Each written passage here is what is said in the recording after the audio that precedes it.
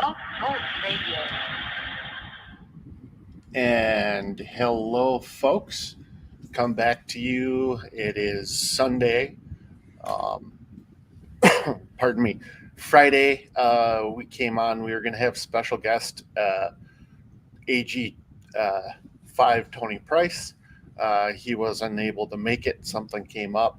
I talked to him this morning, and he said that he would like to come on today. So I don't see him in the waiting room right now, but we hopefully have him on shortly.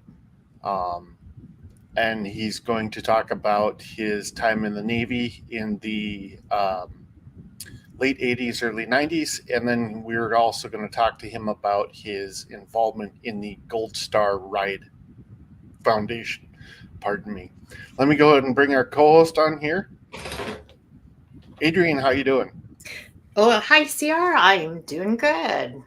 Well, back in the saddle again after one day of a nice weekend. What did you do yesterday? Well, to be honest, CR, I just crashed because it was the end of the semester. So I teach 5 classes in medical coding at Dakota County Technical College. Mm-hmm. And along with getting all the grades in and everything this last week, I was just exhausted. And so it's been a great semester, and that brings me to letting everybody know that we do have a special guest coming on to talk about what medical coding is and how it's growing. I'll be talking about how it's growing in the industry, and so we are going to have her on July 14th, and she's a student of mine, Alexis Nordling. She's going to talk a little bit from how she found out about medical coding and got into it. So there's rarely any 3rd or 4th grader that I've met that says, hi, I want to be a medical coder when I grow up. It's really, but it's really become amazingly popular because the U.S. Bureau of Labor and Industry predicts continued growth in the market for that. One of the things that we did in the coding industry, when I was working at 20 years ago, is we sent some coders home. Typically, when coders work remotely, oftentimes productivity goes up. And so what medical coding is it's actually learning different languages. It does work with numbers. They're alphanumeric languages, like the American Medical Association.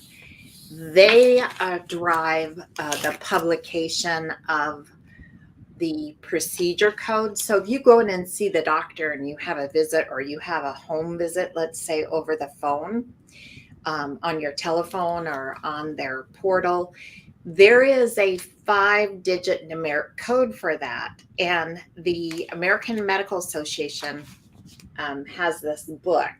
It's the CPT book. It has 10 to 12, about 12,000 CPT codes in it that we use in the United States. And that, again, it goes for visits. It goes for minor surgery, major surgery, anything a physician or non-physician provider does within the scope and practice of their licenses and is coded in that book. And so coding is like getting that medical note, getting the doctor's note, and then translating the note into 5-digit codes for the procedure. And then for the diagnosis, we have up to 70,000 different diagnosis codes we use in the United States. So we train coders how to use their resources. It's a little bit of critical thinking. It's learning anatomy and physiology. It's learning medical terminology. And we have wonderful programs at Dakota County Technical College for a fabulous price, and compared to a lot of other schools. And in the last semester, we have a course called Coding Capstone, where coders will sit for a 4-hour national exam and can come out of that class as a certified medical coder. So it's pretty exciting, and Alexis is going to be talking to us July 14th more about medical coding. Well, that's cool. That'll be interesting. And I always, I didn't know any difference because I grew up in a household around it, and one dad, Doc Z was in the medical field in the Navy, and then when we moved out here, you worked for BCBSM, and then you got into coding. And um, I think if I wouldn't have grown up around it, I would have had no idea what it was. Yeah, Blue Cross and Blue Shield was a great company to work for, and I really learned a lot about medical claims, and that got me interested in the medical coding piece of it for sure. And so we find there's a lot of employers out there that will hire coders, whether it's a small clinic that's not affiliated with the hospital or a clinic that is affiliated with the hospital. We have fabulous healthcare systems in the Midwest, whether it's Alina, Park Nicollet, M Health. So, and then the other thing is they can coders can work for a insurance company, third party payer, like the Blues or United Health or Healthcare, Aetna, you name it. And then there's the government payers like the Veterans Association, Medicare, and Medicaid.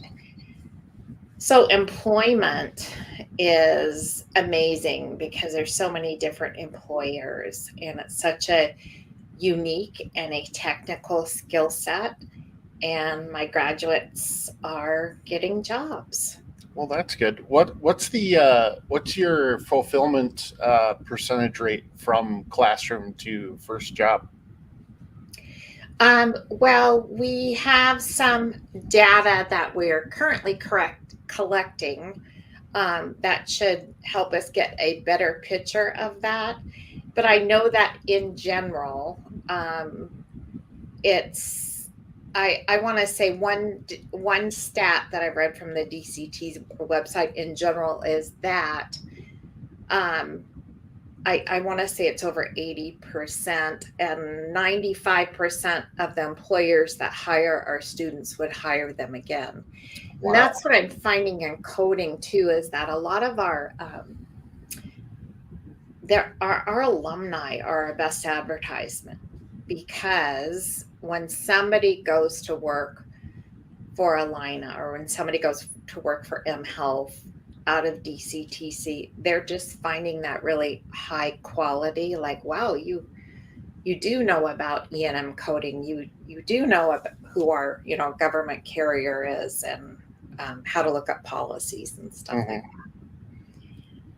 So yeah, pretty happy with teaching there.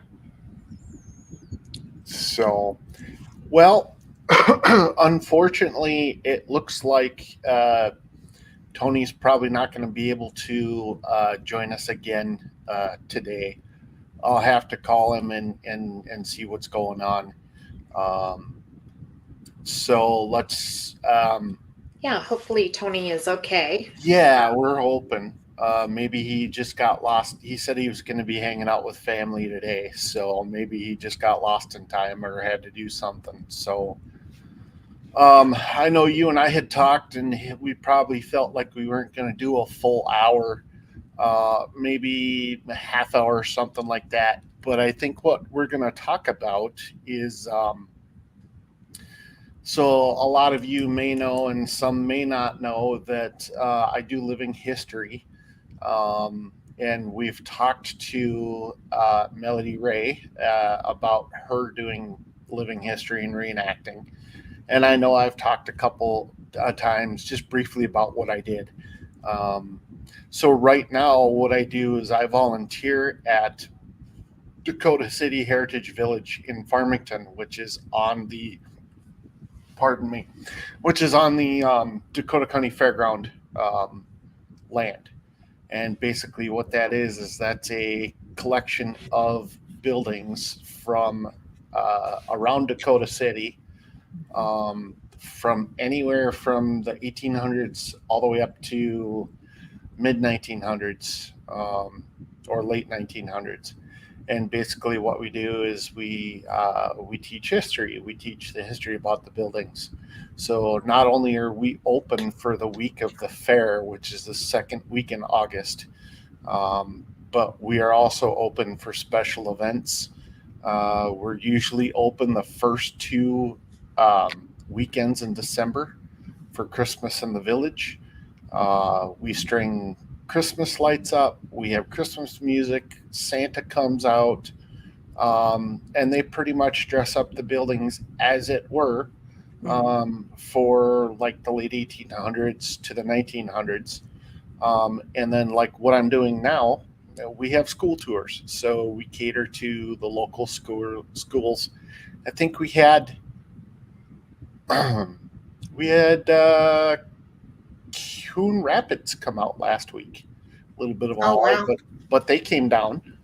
They had a busload of kids that came down, and they got to see the buildings. And so, with my love of trains, we have a depot. It's the Fairfield Depot, which Fairfield is no longer. It's the town of Lakeville, and that building stood in Lakeville for over 100 years. It was in operation from 1868 to 1968, so just over 100 years. Was moved to our property in 1970. So basically, what I do is I'll go in dressed as a train engineer from the late 1800s. So the striped overalls with the striped long shirt and the engineer's hat. And I'll basically talk to the kids about what a depot was, what the purpose was, why it was there, what you could do in a train depot, what goods came through, um, and the importance of rail even to today. Mm. Um, The setting is really interesting because right behind the mhm. depot, there's an actual train track. Is that still in operation? Yes, so that is a live main line for mainly Union Pacific, but I've seen a lot of different other roads on there. Um, about 2 weeks ago, I saw a Norfolk Southern. There's the black locomotive with the white horse on it. I've seen a CPKCS, which the one that I saw was just a Kansas City Southern, but Canadian Pacific has since purchased KCS. And that was a huge merger. So CPKCS is a huge railroad conglomerate now. But yeah, I do have main live tracks right behind the depot, and that does add to the ambiance. Although it's diesel locomotives, and they didn't have diesel back then. But and then many of you know that I have a model railroad that I'm working on at home. It's N scale. So I was kind of hanging around the house, and I don't remember what I was doing. I think I was on YouTube, and I found out that there's the MTM, or the Minnesota Transportation Museum, and that's down in St. Paul, and that's off of, let's see if I can get an address here. Um, but that's down in St. Paul, and basically what they do is it's a train museum. So not only do they have train cars in the building that you can go and you can look at, it's an active railroad as well. And the address is 193 Pennsylvania Avenue in St. Paul. And that's the Johnson Street Roundhouse. And the roundhouse, what the roundhouse is that was a maintenance facility and the terminus of the line for that company. So they would have had two or three lines coming in, and then they would have had a maintenance building or what they call a locomotive shed in a half circle. Um, and then they had a turntable right in the middle of that. So our turntable is still active. Our roundhouse still works. We have maintenance pits in the roundhouse. Um, So in so the museum itself, people can go and and climb inside a train locomotive or engine room. yeah, so they've got some things for that tactile experience inside the museum itself. They've got some train cars. I know they have a locomotive or two on static display that people can walk up and touch and enter. Um, and then they have one thing that I was looking at that I was interested in was, I do the model railroading, so I was looking, and they have a G scale, which is garden scale, and garden scale is the biggest scale in model railroading you can get before Mhm. you go to live steam. But they have a good size, and it's a huge L size layout, and it's a representation of Minnesota and railroading. So they have it modeled where if you look at one side, you can see the open pits up on the Masabi. You can see Tower Sedan Mine. You can see Ely. They have the cityscape down in St. Paul and Minneapolis, and then they just have a representation of what it's like with the fields. That's amazing. Just think about all the work that went in there. And what I like you said is, you mentioned several minutes ago about the importance of the railroads for our history. Mm-hmm. And it really, um, before we had all the freeways and highways we had, that was our only way to get around and to travel. Yeah, and that was the quick travel back in the day. To getting somewhere Yeah. in a week was quick compared to hitching up the horse and buggy and spending maybe a month to 2 months out on the trail.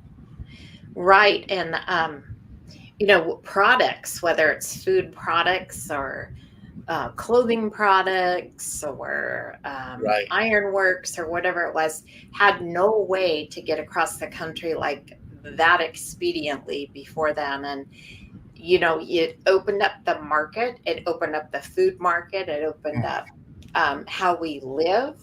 And it's just really mind blowing to think about that development.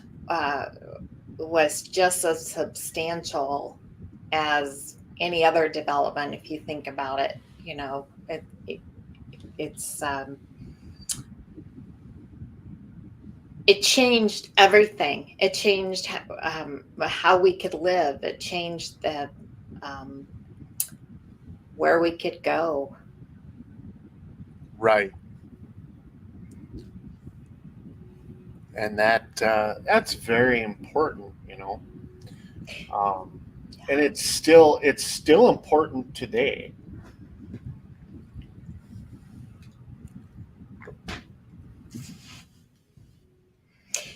So yeah, Well, Star. I'm just looking, seeing if I can pull up a couple of pictures of what we have as far as trains there.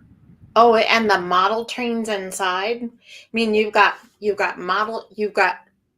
real size train in the museum, like inside the museum, like at least a caboose or a locomotive. But you also have the G scale model trains, which are beautifully down there. And then in the yard, there's actually a running train that goes from St. Paul to Osceola. Yes. Oh, Oh, it looks like hey, we have Tony. Tony's here. So why don't you go ahead and bring him on, or I will. Hi, Tony. Hi, kids. How are you? Tony, how you doing?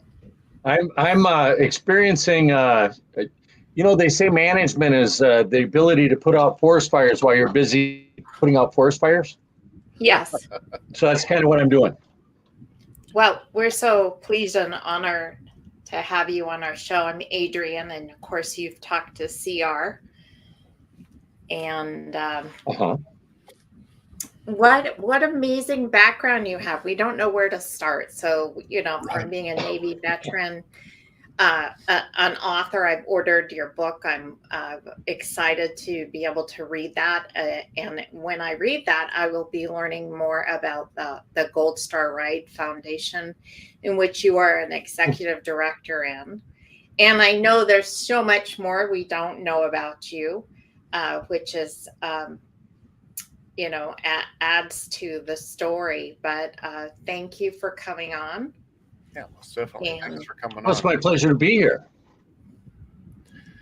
So, can you tell us a brief history of what led you to join the Navy and how you got into your posting at NAS Dallas? What led me to join the Navy? What I'm trying to do here is get on a big screen so I can see everything that's going on. Wow, look at that. You got a picture of the whole base right there. Yep. Yeah, one building and a runway. That was it. I decided to join the Navy because I wanted to find some personal discipline in my life. I was an old man when I joined the Navy. They called me Grandpa in boot camp. Mm-hmm. The first and only. I haven't been. I was never called Grandpa before that, and I haven't been called Grandpa since. But that's where I was called Grandpa in boot camp. I had my 25th birthday while I was in boot camp. And I was looking for some, I had a lot of personal things going on, and I thought that what the military could teach me was just what I needed to kind of put me over the top of that. So that's why I joined the Navy. But that was a long time ago. That was a whole different world. And I went in, it was peacetime. Of course, I came out in the middle of Desert Storm, but when I went in, it was peacetime. So yeah, that's what I was going for when I went in the Navy. I had no idea that I had no idea, no way to imagine the sort of things that would benefit me as a person because of what I got out of the Navy. Mm-hmm. There's so much more. And I often say that if there's anything good about my life and the way that I behave and the way that I treat people, it's because of what I learned in the Navy. Mm-hmm. So more than anything else, that's that. Well, I was going to say recently, but last month we talked to HM3 Dan Zarn, happens to be my father. We talked to him about his service, and he was 25 when he went in, and they actually put him in a bug company right away because he was the oldest guy there. Well, I didn't get anything like that. They just sent me. I was an AG, so they just sent me where they needed me. And then I guess they needed me at Dallas. I'm from Minneapolis. I did boot camp at Great Mistakes, and I often joke that the Navy slogan is "Join the Navy and see the world." I joined the Navy and got to see the Midwest. Yeah. Yes. Yeah, for sure. Well, thank you. One of the hardest things I had to deal with in the Navy, my first 30 days that I was down there at Dallas Naval Air Station, the very first 30 days that I was there, every day was over 100 degrees. Oh my gosh. Yeah. Yeah, but that base that you've got up there, that's been closed for a long time. Bill Clinton closed that, I think, in 93 or 94. So yeah, that hasn't been around for a long time. Yeah, it's history. Yeah. Yeah, because it was open, I think, in 29. So what was your role when you Well- were there? Tell us a little bit about what you did. Well, I was the weatherman. That's what a AG is, aerographer. Yeah, I was the weatherman. So my job was the first couple of years that I was there, my job was to observe the weather and write a nice little report on the observations that I made. And then the last year that I was there, I was just slid over into the shoes of the guys I was briefing the pilots, giving all the pilots their weather briefing before they could take off in their airplane. So I often joke at Naval Air Station Dallas, I didn't see any ships, but I saw every airplane. And not just for the Navy, I saw every airplane for every branch of service. They all stopped in for gas. Oh, So amazing. you were doing the METOC reports for the pilots then. I was doing the what talk reports? I'm sorry. You were doing the, I forget what they call it, but there's a specific weather report for pilots. Yeah, we just called it an aviation weather brief. Okay. So it was basically just going, oh, this is where you're going. This is what the weather's going to be. This is what you're going to see in between. This is where you're going to find your turbulence. This is, that kind of stuff. It's a necessary part of flying. But yeah, as you started to allude to at the beginning of our conversation, it was what the things that I did in the Navy are very, very small in comparison to the things that I do now. As a grown up, I can say that, right? I just turned 60. So I'm almost grown up, but anyway, what I do now in real short bursts of information, what I do now is I ride a motorcycle all over the country, taking care of families that have lost somebody in the military. So I go take care of the fallen heroes' families. And I'm sure I'll read about it. I'm sure I'll read about it. Oh yeah, there's What's the name of lots your of stories. We have the one book out now that's been out for about 2 years, but people often joke with me and we talk a little bit back and forth and we say, there's probably a sequel and a sequel to the sequel in the stories that I've been able to collect since the first book came out. But there's a lot of really awesome information in that first book as well.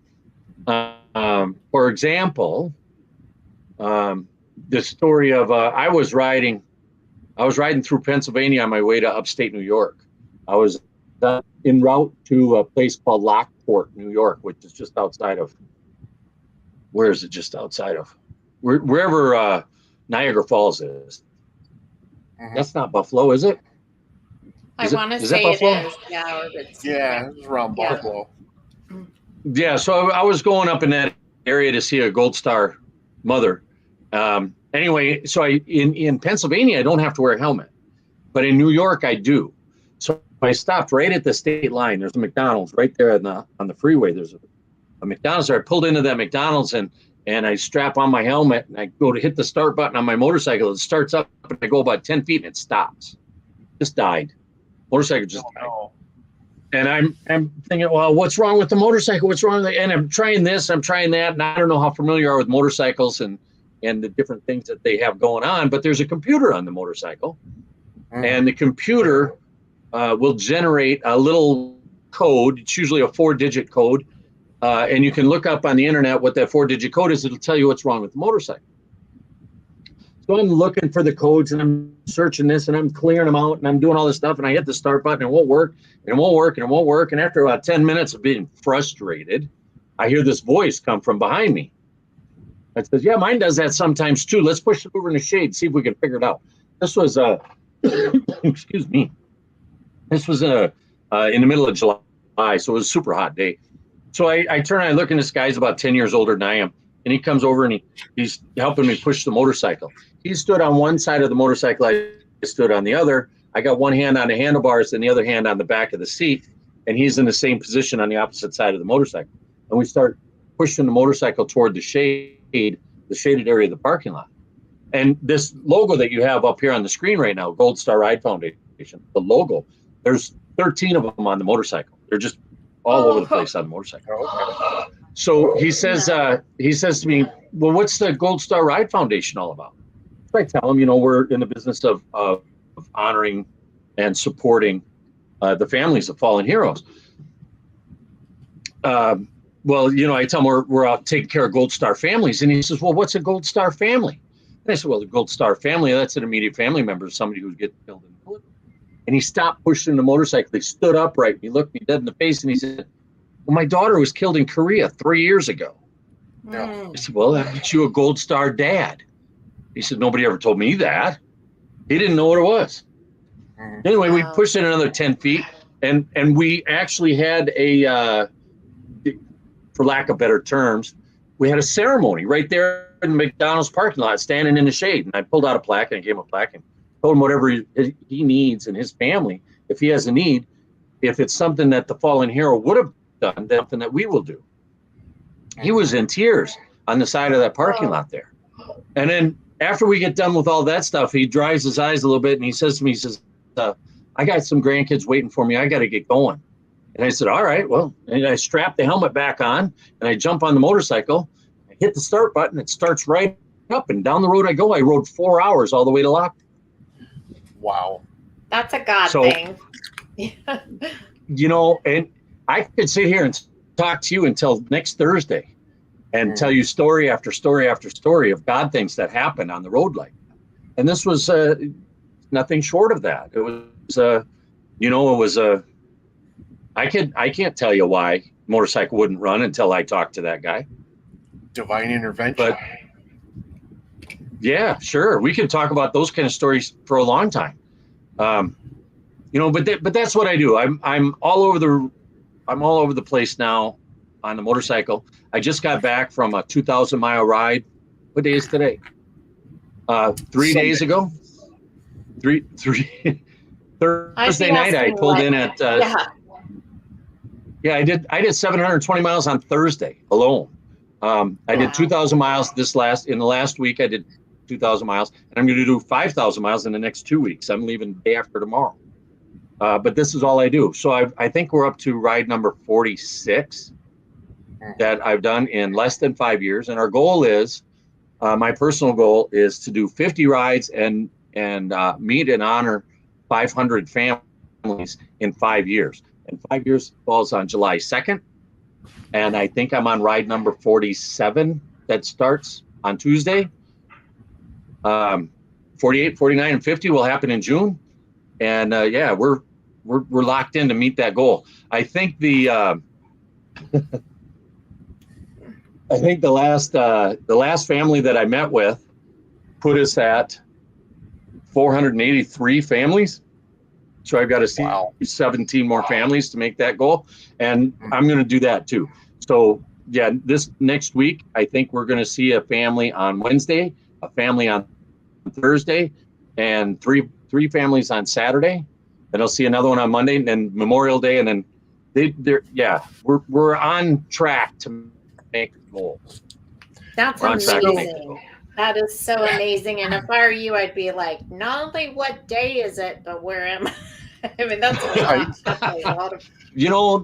That happens. That happens. I often wake up and, all right, what town is this? So I've 483 families. I'm currently at a little over 110,000 miles in 4.5 years, or a little over 4.5 years. I've been to all 48 of the lower states at least 4 times each. At least. Wow. A lot of the states I've been to a lot more than that. Of course, Minnesota's home, so I've been to Minnesota a lot more than that. Wisconsin, South and North Dakota I've been to more often than Iowa. So it's like you got to go through those states to get anywhere else anyway. So I think I've been to Wisconsin 15 times. So anyway, so stuff like that. How did you get started doing this? What was the impetus for you to start this? I was, my wife was invited to help raise some money for an organization called Tee It Up for the Troops, which I believe started here in Minnesota. And they do golf tournaments to raise money for veterans and veterans causes, veterans organizations. And they called her and they said, will you come and help us be one of the volunteers at the golf tournament? And I said, well, I suppose. At that time, we're talking 10 years ago. At that time, I didn't even tell people I was in the Navy. I didn't even tell people I was a veteran. It maybe 1 out of 100 conversations with different people, it might pop up and it's, oh yeah, I spent a little time in the Navy. But I didn't. Can you see that? So I wear my crow now, and I wear my medals are over here on this side of my vest. Good. The medals that I won when I was in the Navy. I wear those things now, but 10 years ago, boy, you had to kind of press me to find out if I ever spent any time in the service. My wife knew, and she said, well, you're a disabled vet, so why don't you come and help with this thing that we're raising money for veterans? I said, well, all right. And we're at the golf course there, and they're doing a little fundraising golf tournament. And I don't know how many millions of dollars they raised, but part of that thing involved a whole bunch of motorcycles showing up. And I was talking with these guys that were riding motorcycles. I think they had, 60 or 70 motorcycles showed up at the beginning of the golf. Anyway, they said, yeah, we're going for a ride tomorrow. Why don't you come along? And I said, well, I got nothing else going on tomorrow. I'll come along with you. So, and my wife came along with me. She rode on the back of the bike. And we went riding with this group of bikers.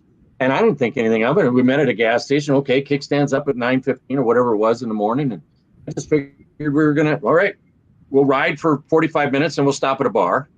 And then we'll sit at the bar for a half hour. And then we'll ride for an hour or two and we'll stop at a bar. That's kind of what I thought was going to happen. That's not what happened. So this group of motorcycles took off down the road and we rode for about 45 minutes. And then we turned into a residential neighborhood. And I said, well, something's wrong here. I don't know of any bars that are in this neighborhood. And then we turned down a cul-de-sac and I thought, well, this is a strange place to take motorcycles into a cul-de-sac. Anyhow, I'm looking up, we're pulling into this cul-de-sac and I'm looking at all the houses and I'm watching all the drape come closed because all these motorcycles are pulling in. So we got all this leather and earrings and tattoos and bandanas and loud pipes and the smell of oil and all this stuff. So a lot of the neighbors were kind of freaking out and closing the curtains and peeking around the end of the curtains there to see what was going on. Anyway, we filled up the cul-de-sac and we filled up the street, parking the motorcycles with the back tires up to the curb, and then a row of motorcycles down the middle of the street. Nobody was going in or out of that place because we had it filled with motorcycles. And there's a country singer named Rocky Lynn was actually at the front of the line here. I learned about this later, but Rocky Lynn went up and knocked on the door of this cul-de-sac, and all these bikers came up and just filled the front yard, leather, head to toe. Everybody took off their helmets, but you had cigarettes dangling, and you still had, earrings and tattoos and all the stuff that goes along with bikers. And the front yard is just filled with bikers. And Rocky Lynn brings this woman out, and she's got a toddler that she's holding in her arms, and she's got a preschooler that's holding onto one of her legs, and he tells a story. He tells the story of how she married her high school sweetheart and how he joined the Army on the buddy program and went with his childhood friend. They've been best friends since first grade. They joined the Army together on the buddy system. So she married her high school sweetheart. He joined the Army on the buddy system, and they're over there in Iraq in the early days. This is a long time ago. It was after I got out of the service, but it was a long time ago. And anyhow, he stepped on an IED, got turned into meat soup. Not he, the best friend got turned into meat soup. Oh. So here's her husband is wearing his best friend on his uniform. And the short end of the story is that they diagnosed him with post-traumatic stress disorder. Back then, we called it a disorder.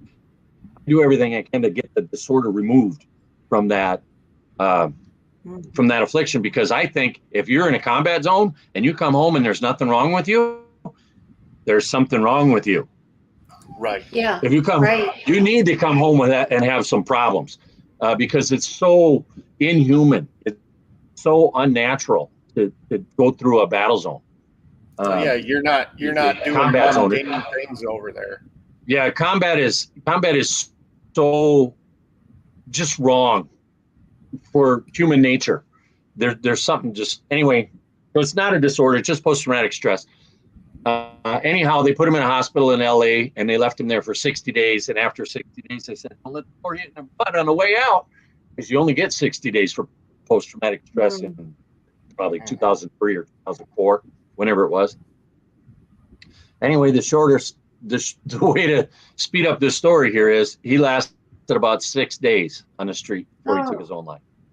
Yeah. So this was the days before post-traumatic stress and taking your own life was recognized by the Department of Defense. So suicide is not part of the military contract back then. It's a little bit different now, but back then it wasn't. So here we got this woman with 2 kids and nothing. Her main source of income is gone. She's got nothing to fall back on. There's nothing. She's looking at being a welfare mom. And I watched all of these bikers. Remember, this is a story about bikers and how I got started in all this. I watched this of 70 or 75 bikers open up their wallets, and we put that woman back to school and got her a little bit of a college degree so she could be a contributing factor in her neighborhood, which is what she's doing today. The kids are grown now. Well, I imagine they're at least in their upper teens. But anyway, she became a viable part of her community because of the work that these bikers did. And I decided standing in her front yard, when I looked out over all these bikers, there wasn't a dry eye in the house. Tears running down everybody's face. And not a single one of them could go without crying at this. And I decided right then and there, because that's when I learned what a Gold Star was. I just decided right then and there that helping Gold Stars was going to forever be a part of my life. I didn't know what or how or anything. And then what ended up happening is I wrote that group of bikers. They ride one weekend a year, and they ride around the Minneapolis-St. Paul market, and they do good things for Gold Star families. Anyway, after riding with them for 3 years in a row, I decided it was time to take it as farther. And I met with the board of directors there, and I said, okay, great work what you're doing here, but you know what? There's Gold Stars in 49 other states, and we're only hanging out here in Minnesota, so we need to go national. And they all burst into laughter, and they said, we all got full-time jobs. We can't go national. And I said, well, I'm a disabled vet. Nobody will give me a job. I can. And they laughed and said, yeah, good luck with that. It'll never happen. So we parted ways, and I didn't ride with them anymore, but they're still doing their thing in Minnesota, and my hat is tipped them. They kind of got me started. And then a couple years later, I went on my first ride. My first ride, I made it to 44 of our states. I visited with 64 Gold Star families. I was on the road for an average of 307 miles a day, 7 days a week for 8 weeks. Oof. Yeah, because they told me I couldn't do it. That's a challenge in a car for me. I used to. That's a challenge for big truck drivers. I used to work for a pest control company. I worked local. I was doing 350 miles a day in a regular cab or Ranger. I don't know how you could do that on a bike. Well, you also have to consider the first 14 days of that ride, my motorcycle was broke down 8. Wow. So the average was 307 miles a day for 7 days a week for 8 weeks, but you really have to take 8 of those days out because I was broke down. So if you do that, I was doing probably closer to 350 miles a day. Mm-hmm. And I did it. I just did it. Yeah. You know, one of the things that I carry with me that I learned from the Navy, and I'm certain I learned this in the Navy, is you don't quit. When you're on mission, you don't quit. You know, there was a Medal of Honor recipient. Shoot, I wish I could remember his name. He's a young guy, still alive. He got the Medal of Honor from President Obama. So it wasn't too awful long long ago. And the reason he got the Medal of Honor was he was a sniper as part of a unit, and the unit went in to talk to the elders of Afghanistan, and it turned out an ambush. They had all the Afghan fighters around the rooftops of this village. And he was the sniper up on the hill. And it was him and a driver. That was it. There's 2 guys up on the hill. And he's supposed to be a sniper. And he looked out and he saw what was happening. All his guys were being ambushed. And he said, all right, let's go. And he threw the other guy behind the wheel. And he was manning the gun on the back of the truck. And he rode into town and he's shooting as much as he can. And he throws as many people as he can in the back of the truck, and back up the hill they go. Dump everybody off and they go back in again. And he managed to recover. I think there were 4 Americans that got killed in that. And he considers it a failure because 4 Americans got killed on it. But he rescued something like 46 other men. And he was shot twice in the process. The 3rd time he brought the truck back, the truck had been shot up so much that it was inoperable. He grabbed that driver, they got in a second truck and went back for more. I think he ended up going in. He went into the hot zone, I think 6 or 7 times to get everybody out that he could get out while he's shooting everybody out. Anyway, they gave him the Medal of Honor for that. And in his 60 Minutes interview, he said it was a failure because there was 4 guys that he didn't get. And then when they continued to talk to him about why you do what you do. And he said, you either get the job done or you die trying. And if you didn't die trying, you didn't try hard enough.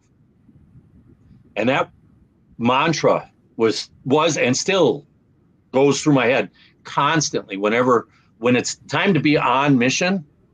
It's time, that's the thought that runs through my head. You either get it done or you die trying. And back in 2018, when I did that long ride that I was talking about here, that averaged 307 miles a day, 7 days a week, that was constant because, on week number 3, I'm enjoying the ride a little bit. Motorcycle's mostly fixed, and some really, really cool things have happened. I've met some amazing people already by week number 3. So I kind of got into a little bit of a zone. So when I was out riding, I was really enjoying the ride. I'm on roads I've never been on before. I'm in places I've never been before. I'm on my way to see the next Gold Star family. So it was, I was kind of in a decent zone, a nice place, but I was still constantly thinking, get it done or die trying. And if you didn't die trying, you didn't try hard enough. Right. By week number 3, my wife was talking to me every night. I check into the hotel and hey wife, how are you? And she would say, you coming home today? You coming home today? Well, I'm like 1,700 miles away. I don't think I'm coming home today. But I'm on mission. I'm on course. I got to get this done. And that was that kind of became my mantra. You either get it done or you die trying. And if you don't die trying, you didn't try hard enough. Right. And that guy was a Marine, a Marine sniper. I wish I could remember his name. Well, you clearly have the heart of our fallen heroes, clearly. I do, and it those deals. You know what? If you're watching this podcast and you've never served in the military, I'm sorry, you don't get it, and I can't explain it.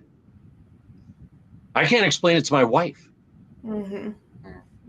But there's definitely a spot in the back of my heart where the only thing I'm concerned about is doing the job, getting the mission done. And the reason that I chose this mission was there's 2 reasons why I chose this mission.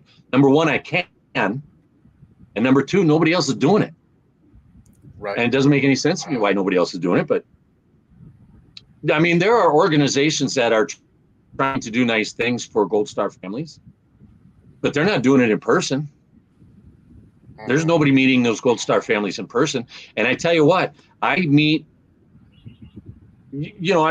483 families so far. And 482 of them were in tears during our visit. I can imagine. There was one woman I met who lost her son. She refused to smile.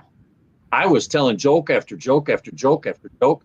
She refused to smile. And when I left there just heartbroken because I couldn't get her to even crack a little bit of a smile. And because this is one thing I can promise you is true.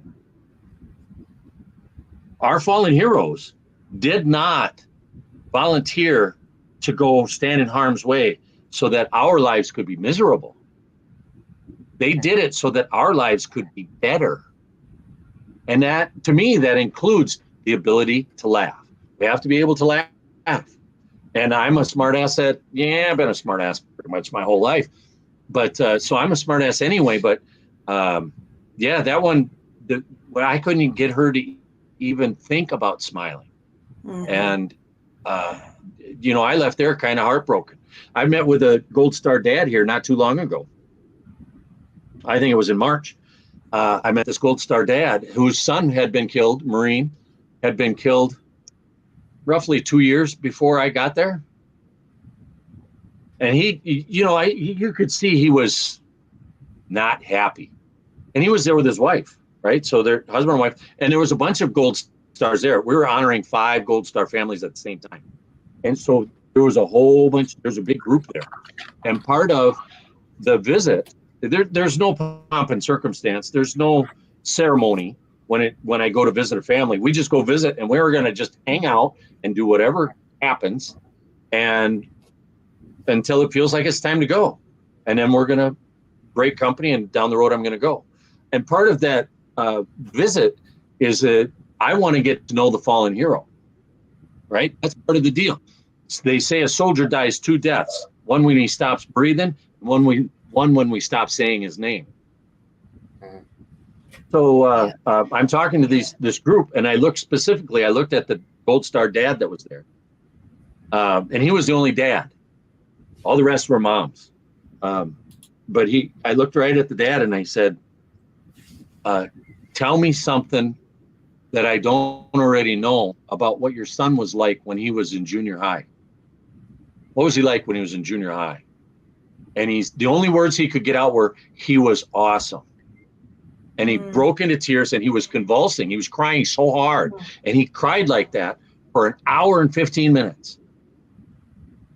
And he was just that broken up about it. But even before the meeting was done, I got him to chuckle once. And I hope I made that much of a difference in his life. Because I know what sacrifice he made. There's no doubt what sacrifice he made. So this is what I do. And then I do these podcasts. I'm sorry, did you have a question that you were trying to squeeze in? I was just going to say, somebody asked him about his son, what he was like in junior high, and it touched his heart in the depth of sobbing and sadness. His wife told me, because he walked away. He was sobbing and he walked away a little bit. And his wife said he's been like that since the day we got the news. Yeah. So, I just kind of hope that, somewhere along the way, I made at least at least that day. And I've communicated with him since. We send text messages every now and then. And there isn't a Gold Star family I've met yet that I'm not still friends with. And we're still communicating. If there's something that needs to be said, we're going to say it. And we're just going to keep on going. Tony, I do have a question. So, fire away. Obviously, I'm not going to jump on a Honda or Harley or Indian and take off with you your trip. But if I want to be part of it, how can I help? Can I make donations? How do I do that? Oh, donations are wonderful. I'll tell you, the screen I'm looking at has our website on it. Mm-hmm. And from the website, you can make a donation. You can buy a raffle ticket to win a motorcycle. We're giving away a $25,000 motorcycle on September 9th. That's a fundraising activity that we do. You can buy a copy of the book. That's a fundraising activity that we do. You can make a generous donation in almost any denomination that you can think of. And we are working, right now we only take credit cards on the website, but we will probably have in the next couple days, we'll have all of the different Cash apps like Cash App and Zelle and Venmo. All of that stuff will be, links to all that stuff will be up on our website as well. But we don't really have any financial backing from any major corporate sponsors. So everything that we get is from people like you. You make a little donation to us, and that allows us to get down the road. We do an awful lot of things, and you can ride with us anytime you want. Our schedule, where we're riding, and usually it's down to the hour, or we try to get it down to the hour. Wherever we're going, it's listed on the website as well. Just click the link that says "Ride with Us." You can join us anywhere where we are in the country. So on Tuesday, I'm leaving. Tuesday morning, I'm going to leave the Minneapolis area, and I'm going to ride to Michigan City, Indiana, in one day. The next day, we're going to go to Dayton, Ohio. The next day, we're going to go to Morgantown, West Virginia. The next day, we're going to go to Washington, D.C. That's Memorial Day weekend, and we're going to be in Washington, D.C. Saturday, we hit the mall and go to all of the monuments, and we pay a lot of attention to the Vietnam guys on Saturday morning. The second half of the morning, we're going to Arlington National Cemetery. I personally have 2 grave sites that I have to go visit and put a coin on. And one of the guys that's going to be riding with us, when we hit Michigan City, I think we're going to be joined by about between 65 and 100 motorcycles. And one of the guys that's on that ride, his son is buried at Arlington. So visiting his son's grave is a big part of that. So that's 3 graves I have to go visit, not to mention always stopping at the tomb of the unknown soldier. Saturday afternoon in DC, we have, I think, 2 or 3 Gold Star families that we have to go visit. So we're going to squeeze that in. Sunday is the Rolling to Remember demonstration on our nation's capital. If you haven't heard about this thing, I think this is the 35th year that there has been a motorcycle demonstration on the Sunday of Memorial Day weekend against our nation's capital. We want the President of the United States to be reminded that there are MIAs and POWs that he forgot to bring home. So they've been doing that. They've been doing that particular thing on Sunday of the Memorial Day weekend for 35. This will be the 35th year. In 2019, with the first time I went out there, they had more than 1 million motorcycles parading in front of the Capitol. Well, and I know the next year was COVID, so I'm sorry. I know they're still doing repatriations of POWs and them. Well, not a lot of POWs, but MIAs. They do. They're slow, but there's still some out there. I think it was 3 years ago I heard that there was a French documentary filmmaker who actually found Americans still living in Vietnam. Wow. Yeah, that one just kind of makes your heart stop for a couple seconds, because how could that possibly be? We've got about a minute left before our show ends. Let me tell you a 5-minute story then. Sure. One of my favorite stories to tell from the road, okay? Well, we can go beyond our radio time. Yeah. So it just it goes to our podcast, so we won't get cut off. So what we need to do is spend a minute telling everybody on the radio to tune into the podcast to hear the really cool story that I'm about to say, right? Yeah, definitely. Exactly. And before our radio does go off, can we just say www.goldstarride.org? Yep. You did that really well. I was just going to say goldstarride.org. So you did that really, really well. Yeah. So goldstarride.org is where you find us. There's links to our Facebook, Instagram, Twitter, all that crap is all on the website. So Gold Star Ride with no punctuations. Yes, there are 2 R's in the middle of it. goldstarride.org for those radio listeners. Perfect. Yep. I do. And if you want, can you tell I used to work on the radio? Right. If you want to continue on with us, it's On My Mind podcast with CR on Facebook. Go ahead and find us there, and we'll continue talking on that side. But we're just about done on the blog talk side. So you can go ahead and tell us that story that you had if you'd like. Well, let's make sure that we got all the information out that we need to for the radio audience. Right. right up to the minute. So again, A lot of videos on the website. So the radio audience, you guys go look. There's a ton of videos. There's videos of me with Gold Star families. There's videos of riding down the road. There's just a ton of videos there. So that might inspire you to go look at the website as well. Nice. yeah, I was looking at that the other day. There are a lot of, I noticed you had a vlog there too. So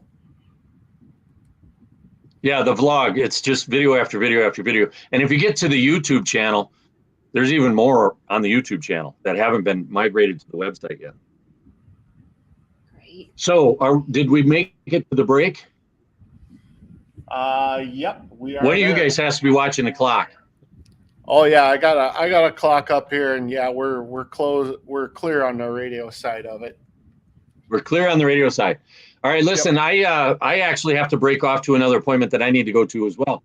So I will, but I did promise that there would be a cool story. So I've been saving it for last. We should hopefully get a whole bunch of people to come to the podcast and do the replay for this story. Here's the deal. It was back in 2018 when I got started, when I did that long ride, 307 miles a day, 7 days a week, whatever. I got an email about week number 3 while I was getting into that ride. And the email said, you have to come and visit my best friend. She's a Gold Star mom. I said, okay, I'm meeting in your town at this restaurant with other Gold Stars. So make sure she's there. And I didn't say anything more. I never found out how she became a Gold Star mom, only that she was a Gold Star mom. So we meet at the restaurant. And it was kind of a cool little get together. There was a Gold Star brother there. Guy lost his, as a matter of fact, he was a Navy guy as well. He lost his brother on some excursion or another. And there was another guy there who lost his father in Vietnam. So there's a Gold Star son at the end of the table and a Gold Star brother across the table from me. And sitting right next to me is a Gold Star mom. And again, I don't know how she became a Gold Star mom, only that she was a Gold Star mom. And, everybody brought friends, except me. Everybody else had friends there. There was about a dozen people sitting around this table. And, when you get a dozen people together that don't know each other, the conversations are usually kind of lightweight. They're usually stuff like, those French fries look really good. I should have got those instead of the green beans. Or the onion rings are awesome, but I should have got mashed potatoes. Those are the kind of conversations that you get. And that's what we were having. And we were chewing our food and, it had been brought to us already. So we were chewing the food and out of nowhere, the Gold Star mom sitting right next to me, she just stops and she looks at me and says, I just don't understand why my son would take his own life. And I said, he didn't take his own life. That was a sniper's bullet from 7,000 miles away. And anyway, everybody broke into tears. The whole table, everybody, I think the waiter was even crying. Everybody in that room had tears coming down their face. And after a couple seconds or two, this, that, or the other thing, dried them up. Oh, yeah, those mashed potatoes do look really good. I should have got those instead of onion rings. And then we went back to that convivial nattering that you do when you've got a bunch of people that don't really know each other. There was some other talk too, but about 2 hours later, we're doing our hugs goodbye, and it's time for us to go. So down the road I go on the hug, get on the motorcycle, down the road I go. And, a couple of states later, I think I was 7 states away. I think it was 7 days later. I think there was a dozen more Gold Star families that I met with. But I checked into the hotel and on that ride, as was my habit, as still is my habit, I checked into a hotel. And it's always the dumpiest place I can because we got troops sleeping in the sand. I don't need to be spending time in a high class hotel. You know what I'm saying? So I'm in this dumpy ass hotel and this place is really a piece of crap. It doesn't even have pavement in the parking lot and it's a motel, not a hotel. Right. So all that you park right next to the door and you walk in. And again, the pavement was gravel. And when I closed the door and I locked it, the gap between the door and the door jamb was still big enough for me to put my hand through it. That's how bad this hotel was. Anyhow, so I had to rig up my phone on the motorcycle so I could use a hotspot on my phone, get Wi-Fi on my laptop, so I could check my email. But I got it done. I eventually got it all done. And I'm checking my email from this dumpy hotel. And I see I got an email from that best friend who told me I had to come and meet her best friend because she was going to her mom. Right. So a couple people removed. Anyway, she says, yeah, your visit here, just simple, 2-sentence little email. Your visit here was the greatest thing could have ever happened. Because later that day, she went home and tore up her own suicide note. Wow. Yeah, that Thank one. you, Tony. Now I'm crying. That is amazing. That one choked me. It still chokes me. I knew what was coming. It's choking me up too. Yeah. Right. I'm trying not to do that. But Podcast. you know, and she's still, I just talked to her 10 days ago. You know, it's That's been awesome. 4 years or whatever, almost 5 years since I met her. And, you know, we're still friends and she's still around and you know, she's doing her best to keep on doing her best. And I mean, that's just like when you said it's a sniper bullet from 7,000 miles away. The truth in that is very profound, was very profound for her too, obviously. you know, it is, it made sense. And it makes sense to a lot of, families. I'm up to 483 families. Isn't that what I said earlier? 483 families, somewhere in the neighborhood of 95 of them. And I don't know the exact number, so I'm kind of speculating here a little bit. 95 of them were the result of the 22 a day or suicide. As suicide is what it is. 22 a day is the euphemism that we've applied to, because, you know, 22 a day, you know how many people that is committing suicide from the military? That means we've lost one since we started talking. Right. And if we continue to talk for another 20 minutes, we'll lose another one just in this amount of time. That's how many 22 a day is. And 22 a day is the official number from either DOD or whoever handles those statistics. But I've been here. I've been doing this work. I'm out visiting people. I know that number is higher. Mm-hmm. I know that number doesn't include the people who have 4 shots of whiskey and then drive their car head on into a semi. They're not counted. You know, the one vehicle mysterious accidents, they're not counted. But that's what they are. So I know that number is a lot higher than 22. My personal guess is usually it's between 40 and 60 a day. The number is way too high. I'm going to take this on to another little tangent because I feel that it's important. I think you've got a lot of veterans who are paying attention to your podcast, even if they're not, even if the people who are listening are not veterans. If you get a phone call and you look at your little cell phone, if you look at your little cell phone and the caller ID comes up and it says who it is, and it's a veteran, and he was an asshole to you yesterday, you still take the call. You still take the call because it only takes 1 minute. Yeah. And, as a matter of fact, it doesn't even take a minute. It only takes a handful of seconds for you to listen to whatever that person has to say to stop them from ending their own life. It only takes a second. And I'm so adamant about that. I get so worked up about that particular fact. Even if he was an asshole to you yesterday, take the call. And if he's an asshole to you again, tell him. Say, hey, you know what? You're really being an asshole. So call me back when you don't want to be an asshole anymore. But at least you found out whether or not he was about to take his own life. Well, and veteran or not, if a friend of yours calls, you know they're in a hard spot, just answer the phone. I myself have lost too many friends to that, you know. Yes, you are correct. But I kind of like to keep it pinpointed because I handle veterans and their families and stuff. Right. But you are correct. You are correct. We have a nice veterans association I teach at Dakota County Technical College. That's my alma mater. It is. Oh, Really? awesome. Yeah, Awesome. I got an associate's degree from DCTC. That is so awesome.